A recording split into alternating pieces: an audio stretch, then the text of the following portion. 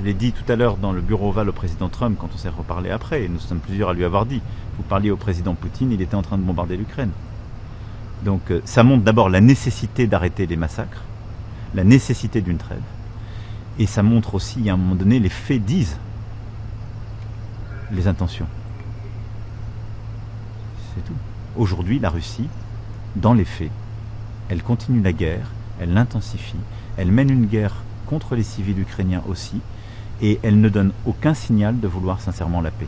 Et l'expérience que nous avons sur les 15 dernières années de M.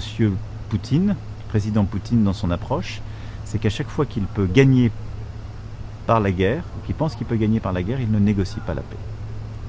C'est ça la réalité. C'est pour ça que je dis, et j'ai redit hier, vous avez un président américain, des présidents européens, un président ukrainien qui veulent la paix.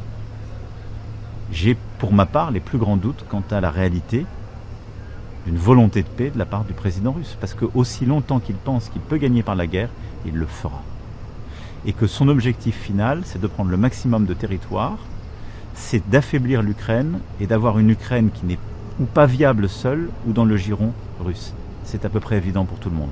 Et donc nous, notre objectif, c'est simple, d'avoir la paix le plus vite possible, de faire respecter le droit international et la souveraineté ukrainienne, donc d'avoir le moins de pertes territoriales pour l'Ukraine possible, et surtout d'aider l'Ukraine à résister à toute nouvelle agression, d'avoir une Ukraine qui a choisi l'Europe, de pouvoir continuer à choisir l'Europe librement, et de garantir la sécurité des Européens. Et c'est ça, ces fameuses garanties de sécurité dont nous avons besoin, pour l'Ukraine aujourd'hui, demain, et pour nous, Européens, parce que c'est notre sécurité qui se joue là-bas.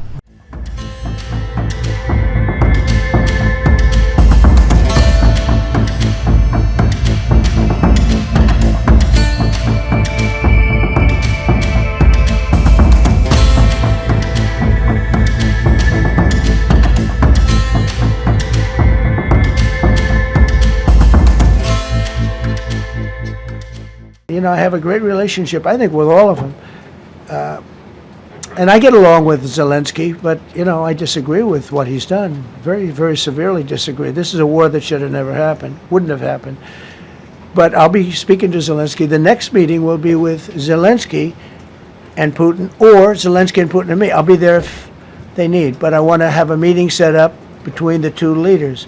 I was a little bothered by the fact that Zelensky was saying, well, I have to get constitutional approval. I mean, he's got approval to go into war and kill everybody, but he needs approval to do a land swap, because there'll be some land swapping going on. I know that through Russia and through conversations with everybody, to the good, for the good of Ukraine.